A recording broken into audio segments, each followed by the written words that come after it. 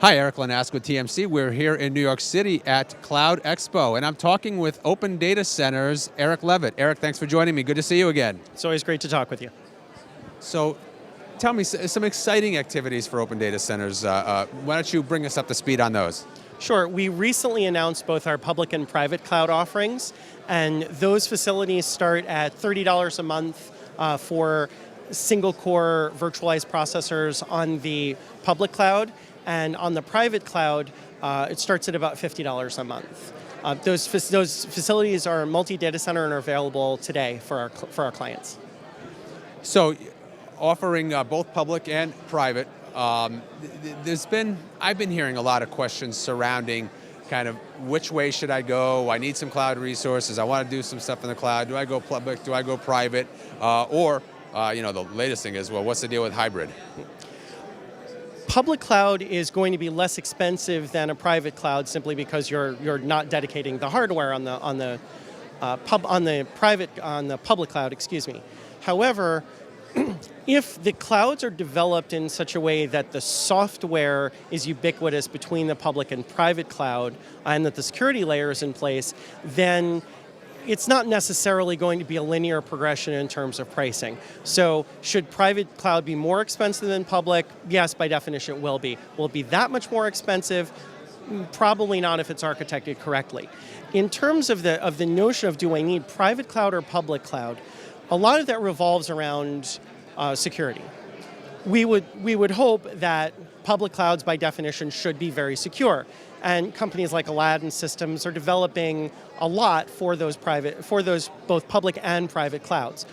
Clearly, a private cloud is going to be more secure simply because it can be architected in a private network. So without internet access or without any public network access, it could be taken to another layer of security. But that becomes an individualized question based on the requirements, based on the individual requirements of the clients. How much do you see customers doing both with you? And does the fact that you offer public and private facilities make it easier for your customers to connect resources in their private clouds to resources that they're using public cloud for? One reason that people use a lot of public cloud is because of need for instantaneous compute. We have several information services companies that during the day need to spin up a lot of cycles very quickly, and they're literally billing by the hour. So they turn up a system at 8 a.m., they need it until 6 p.m., they spin it down, and the template, and it goes back into a template. So in that case, they're using their own private clouds for their static computing requirement, and then for their dynamic computing requirement, kind of over the top, they're going to the public cloud.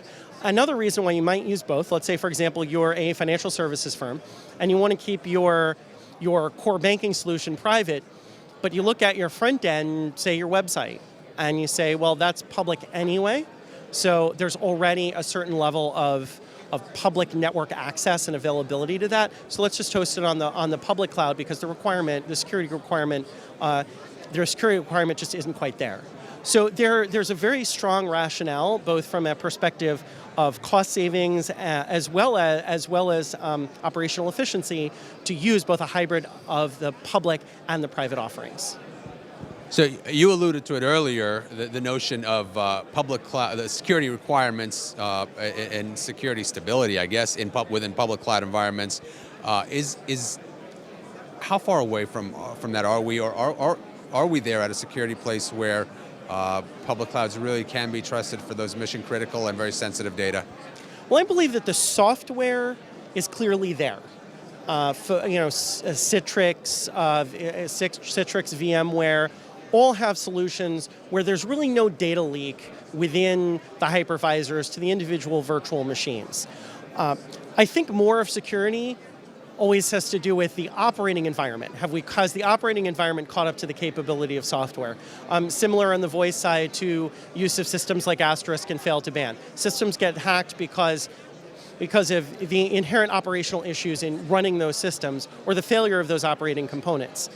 In anyone that's responsibly operating a public cloud and has implemented all of the necessary tools and has implemented the operating procedures to ensure that if there is an intrusion attempt, that it's noticed, and then it's dealt with accordingly, and then it's blocked, so that the intrusion detection layer is there, and that all of the inherent security software, whether it be keystroke authentication, something like SafeWord, for authentication and accounting, if those processes and procedures are in place, you'll be able to run a very secure public cloud. Which are you seeing growing more rapidly right now, public or private? Public, definitely. And I think that has to do with the cost involved.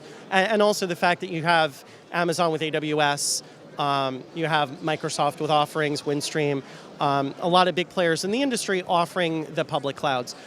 They're still not, I believe, being used for a lot of mission-critical applications, but that will come in time.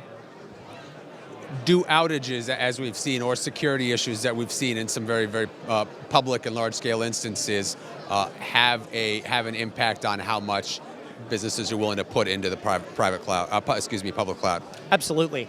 Outages and operations are a critical component of running both a public and a hosted private cloud, just as it is in the data center space or in the carrier environment. Everybody wants a stable system, and if somebody has, say, a 96-hour-long outage, that is a substantial impact on their business operations. My belief is that any company that's running a public cloud or a hosted private cloud has to be able to get as close to 100% uptime as possible, because I think that's just the requirements of the industry in this day and age. What are your best practices for delivering that kind of reliability? Although we're presently a single data center facility as a data center operator, our cloud is actually hosted in multiple facilities across the country. We're our own facilities-based network operator. We're our own internet service provider. So we have that level of control where we can enforce the policies and procedures that need to be enforced in order to be able to provide that near 100% uptime. And if our customers are purchasing the right assets, meaning that they're purchasing the redundancy, we do guarantee 100% uptime. Excellent. Eric, as always, thanks for joining me here at Cloud Expo. Eric, thank you very much.